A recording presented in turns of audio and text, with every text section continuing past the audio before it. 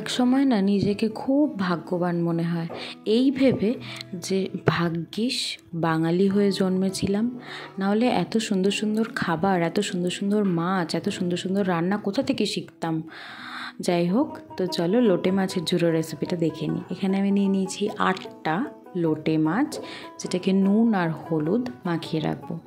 অন্যদিকে এই আলু ভাজার সাইজের আলুগুলোকে ভেজে তুলে নিয়েছি। ওই তেলের মধ্যেই দিয়ে দিলাম পেঁয়াজ কুচি, আর ব্লেন্ডিং জারে নিয়ে নিয়েছি আদা, রসুন, পেঁয়াজ, বেশ খানিকটা কাঁচা লঙ্কা, কারণ ঝাল খাওয়ার বদ অভ্যেসটা আছে, তো তাই তোমরা যদি ঝাল কম খাও কমিয়ে নিতে পারো লঙ্কাটা, আবার বেশি খেলে বাড়িয়েও নিতে পারো। যাই হোক, পেঁয়াজটা ভাজা হয়ে গেছিলো, আমি দিয়ে দিলাম ব্লেন্ড করা মশলাটা, দিয়ে দিয়েছি নুন, হলুদ, কাশ্মীরি লঙ্কার গুঁড়ো, গরম মশলার গুঁড়ো দিয়ে ভালো করে কষিয়ে নিচ্ছি।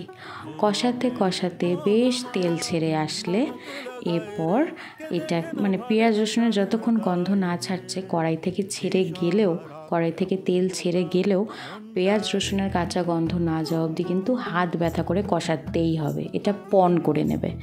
যাই হোক, তারপর আমার পেঁয়াজ রসুনের গন্ধটা চলে গেছে। এরপরে মাছগুলোকে গোটা গোটা সুন্দর করে পাতিয়ে দিলাম। পাতিয়ে এবার এটাকে ঢাকনা দিয়ে দেবো। ওর মতন যত জল খেয়েছে ওর মতন ছাড়ুক, তারপরে ওর জল যেটার মধ্যে ছিল সেই কাঁটাটাকে আমি বার করব। যাই হোক, সেদ্ধ হয়ে গেছিলো। তারপর মাছগুলোকে এদিক ওদিক করে মাঝখান থেকে কাঁটাটাকে সুন্দর মতন স্মুথলি তুলে নিতে হবে। এইভাবে আমরা অনেক সময় দুভাগও করি বড় লোটে মাছ হলে।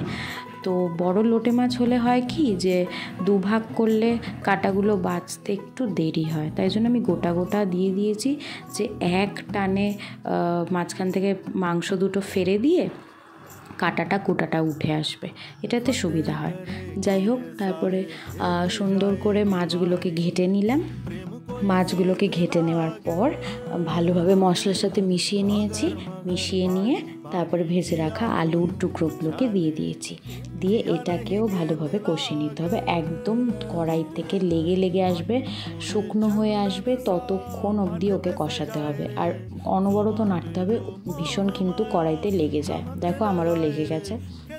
তারপরে দিয়ে দিয়েছি ধনেপাতা কুচি, দিয়ে ওপর থেকে 2টো ধনেপাতার পাপড়ি একটু গার্নিশ করে, আমি তো অত প্রফেশনাল না, ওই জন্য বানাতে পারিনি ভালোভাবে, কিন্তু যতটা পেরেছি ততটুকুই তোমাদের সাথে শেয়ার করলাম। দিয়ে গরম ভাত এর জন্য পারফেক্ট।